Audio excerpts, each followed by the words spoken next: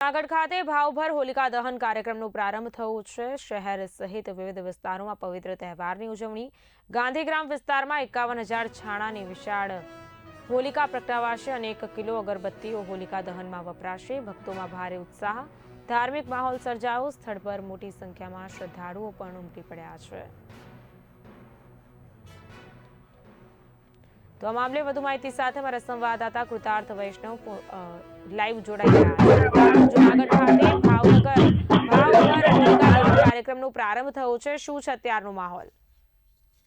ये खास करके जणावी રહ્યો તો આપને કે દેશભરની અંદર જ્યારે આજે હોલિકા દહનનો કાર્યક્રમ ઉજવવામાં આવી રહ્યો છે ત્યારે ખાસ કરીને જણાવી દઈએ કે આવતીકાલે જ્યારે ગ્રહણકાળ હોવાના હિસાબે ક્યાંક ને ક્યાંક આજે હોલિકા દહનનો કાર્યક્રમ શરૂ કરી દેવામાં આવ્યો છે। ત્યારે અહીંયા આપ જોઈ શકો છો કે ઢોલ નગારા સાથે કહીશ કે ઢોલ નગારા સાથે જે ભાવભર ઉજવણી થઈ રહી છે ત્યારે આપણે જૂનાગઢના ગાંધીગ્રામ વિસ્તારમાં ઉપસ્થિત છીએ, જ્યાં ખાસ કરીને 51,000 છાણાઓથી આ દિવ્ય હોલિકાનું પ્રજ્વલિત કરવામાં આવી છે।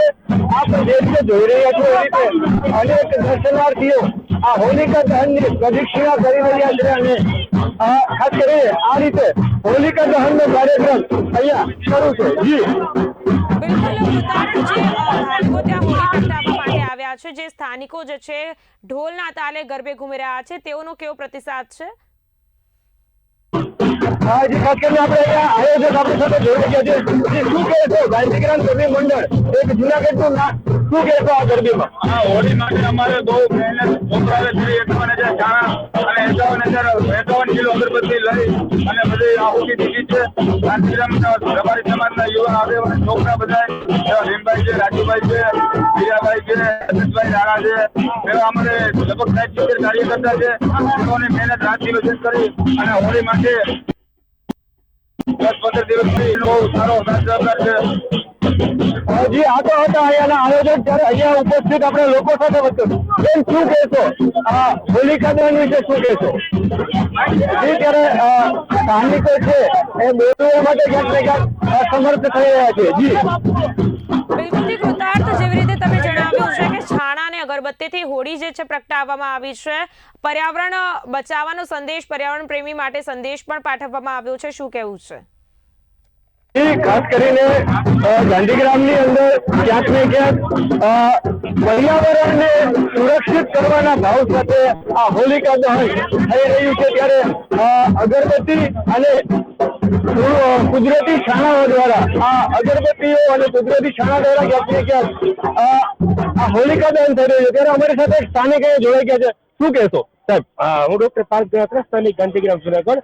આપણે વર્ષોથી આ 70-80 વર્ષથી અમારા ગાંધીગ્રામ ગરબી ચોકમાં પરંપરા જળવાઈ અને અમારા રબારી ભાઈઓ બધા ભેગા થઈને છાણા અર્પણ કરે છે ને 51,000 કરતા પણ વધારે છાણા છે અને આ વખતે હજારોની સંખ્યામાં અગરબત્તી પણ નાખી છે। હજી ખાસ કરીને ક્યાંક ને ક્યાંક એવો આપણે મેસેજ પણ આપેલો છે કે પર્યાવરણને હાનિકારક ન થાય એવી રીતે આપણે હોળી કરીએ, એ વિશે શું કહેશો? જી આ જે હોળી છે એકદમ મારે ઓર્ગેનિક હોળી છે।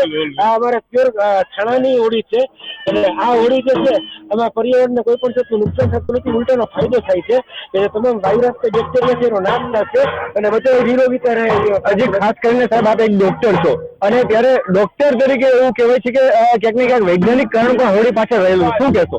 આપણે દર વર્ષોથી આપણે જોઈએ છીએ કે જે બીમારી તમે કોઈ પણ માર્ક કરશો, કોરોના છે, સ્વાઇન ફ્લુ છે, ડેન્ગ્યુ છે, કોઈ પણ માર્ક કરશો દર વખતે ફેબ્રુઆરી જાન્યુઆરી હોળીની આસપાસ ફેલાવે છે અને એવી માન્યતા છે કે આપણે જે હોળી આવે છે એમાં અને એની વાડ આપણે લઈએ છીએ કે આ હોળીની જે લાળ એનાથી એ રોગ વાયરસનો નાશ થાય છે અને બધા નિરોગીતા પામે છે।